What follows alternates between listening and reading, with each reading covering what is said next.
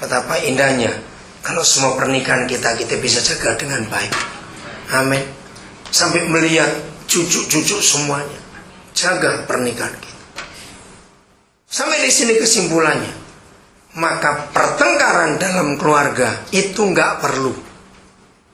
Betul tidak, saudara? Nggak perlu. Kenapa nggak perlu? Karena ada gambar di surga. Betapa hebatnya Tuhan kita di surga sebagai papa mama yang harmonis itu. Belajar dari surga. Saling mengampuni. Kalau saudara baca Efesus pasal 5, hanya ada satu arti yang penting dalam rumah tangga. Itulah mengampuni. Mengampuni. Jangan kehabisan pengampunan dalam pernikahan kita. Katakan amin.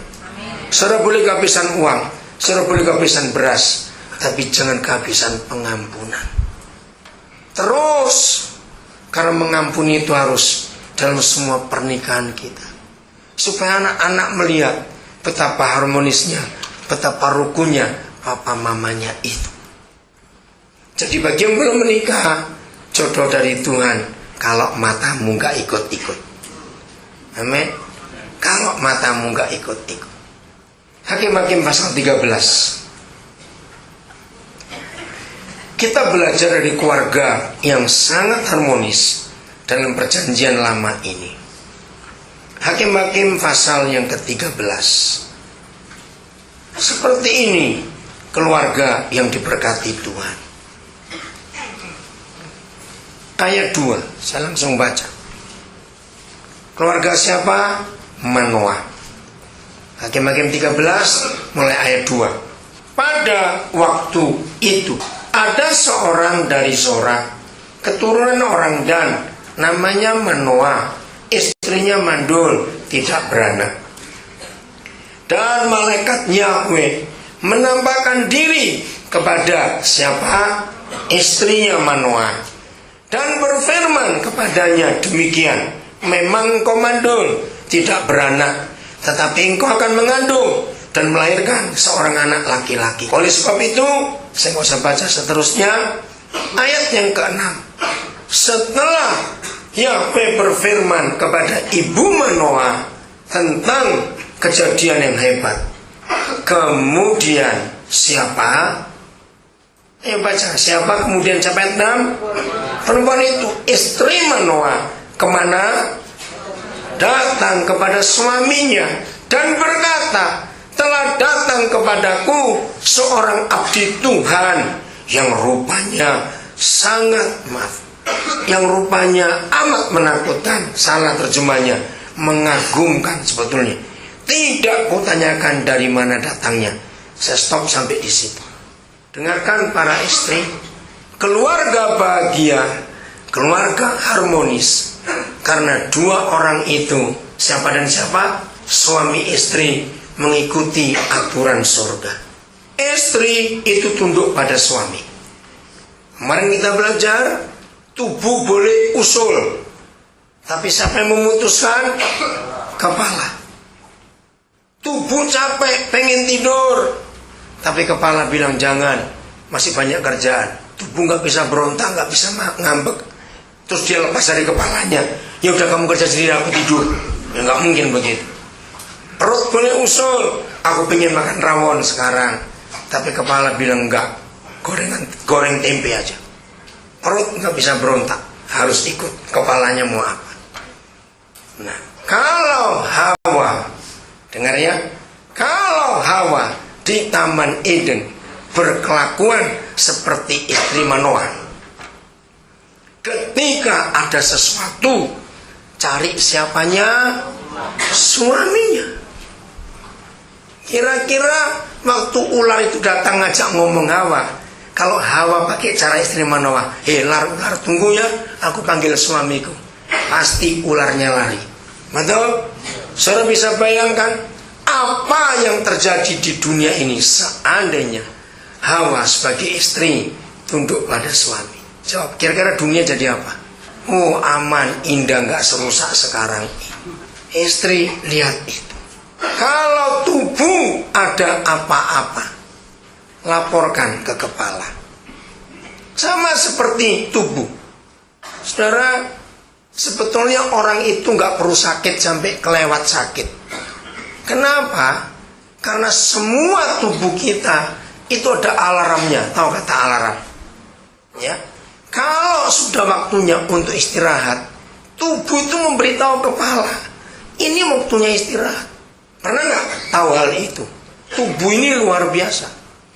Nah, istri seperti itu yang Tuhan mau. Kalau ada apa-apa dengan tubuh, lapor ke kepala. Karena ada syaraf pusat yang akan mendeteksi, memberitahu kenapa itu, dari mana sumbernya. Hebat sekali. Kita lanjut. Ayat yang ke-8. Sudah diberitahu oleh si istri. Lalu Manoah bagaimana? Manoah bagaimana ayat 8? Mon.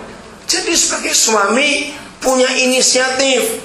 Tanyalah dia kepada Yahweh, katanya, ya Yahweh, berilah kiranya abdi Tuhan yang kau utus itu, maksud kepada istriku tadi, datang pula. Nah ini dia, suami istri pakailah bahasanya Manoah. Datang pula kepada kami, bukan aku. Kalau kita sudah menikah, tidak boleh sering-sering berkata saya. Tidak boleh. Lalu pasangan saudara taruh mana? Harus berkata kami. Ini hukum pernikahan yang luar biasa. Datang pula kepada kami dan mengajar kami apa yang harus kami perbuat kepada anak yang akan lahir itu.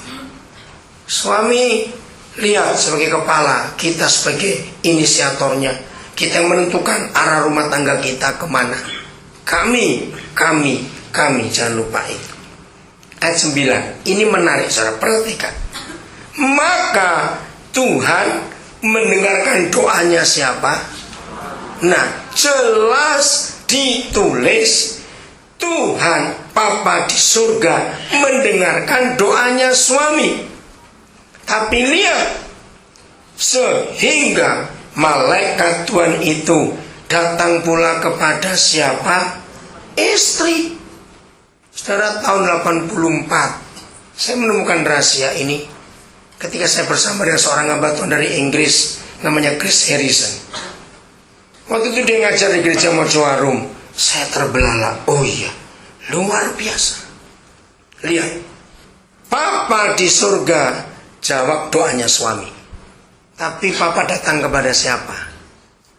Pada istri. Ini rahasia besar.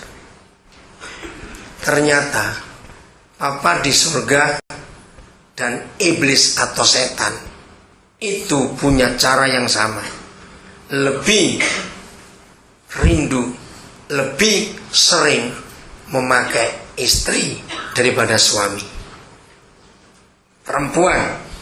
Nah, saya percepat, tapi jangan tersinggung. Saya tanya, di dalam sejarah manusia, walaupun di Indonesia tidak terlalu terkenal, tapi kita semua tahu, di dalam sejarah manusia di dunia ini, mana yang lebih terkenal dan lebih sakti? Nenek sihir atau kakek sihir?